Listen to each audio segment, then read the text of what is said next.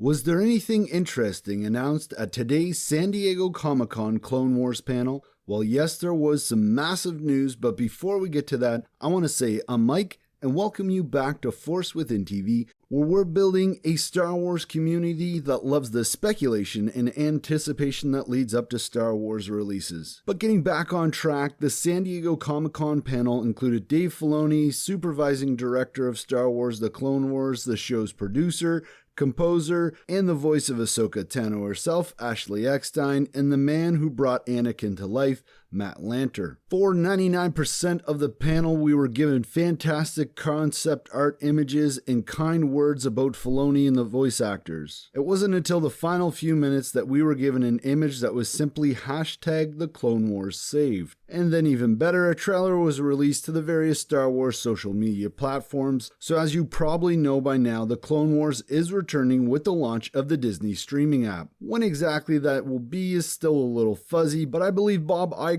did mention it should be sometime in 2019, I'd guess late 2019, though I don't think anything has been confirmed yet. But why exactly is this happening? Why are we getting the Clone Wars back? Well, at the panel, Dave Filoni did mention that not a day goes by when fans tweet to him hashtag save the Clone Wars. And I know leading up to the end of Star Wars Rebels, I remember hearing how much he regretted that he wasn't able to finish up the Clone Wars. So it makes sense that he's coming back to it now. So that all said, let's jump into reviewing the trailer. First up, we have an ominous start with Rex giving a speech to his fellow clone troopers. And although it's only the helmets, it's pretty clear that this is going to be a horrible fight and a great deal of death. I believe we know from the Ahsoka novel that after this conflict is when Rex and Ahsoka escape and go into hiding after Order 66. So again, I don't think it's going to end very well. I'm getting the impression that this is going to be an animation series aimed at adults and young adults, and it might be too intense for even my older girls who are 7 and 5. Next up here we get the words,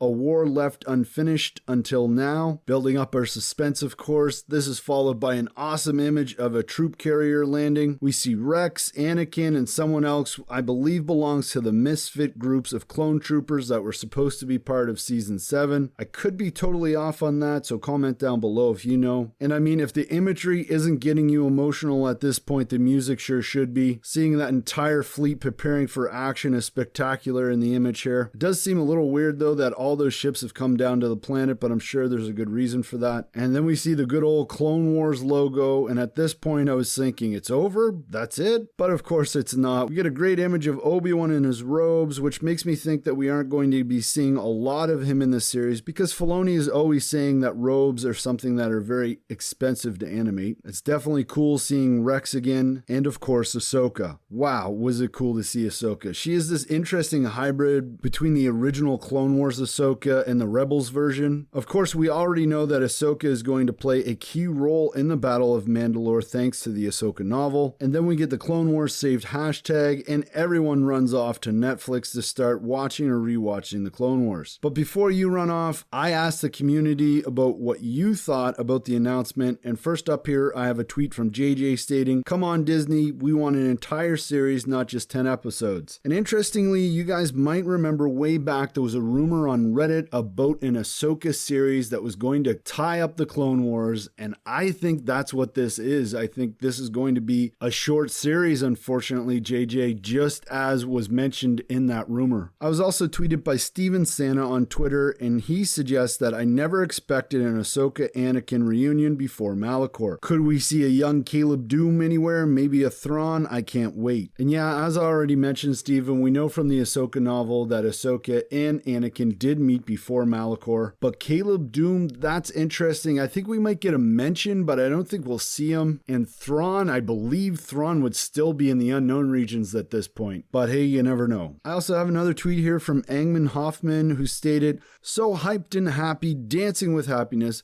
But is it just me, or does Anakin look slightly ill?" And absolutely, that's exactly what I thought. I thought they were going to, this is the point where Anakin is having those horrible dreams. Maybe it was just the lighting for that particular scene. Maybe it's early on. But hey, hit that subscribe button if you'd like to see more about the Clone Wars saved. I'm going to link to the video I published earlier today about why the Clone Wars is worth celebrating. Please support the channel by checking that out. But hey, Star Wars fans, use the Force within you to make the Star Wars community a better place. Share your thoughts and opinions respectfully and encourage others to do the same. And you can do so by answering the question of the day, which today is, what did I miss in the trailer? Let me know in the comments below, and I might just put together a community video on the subject. May the Force be with you.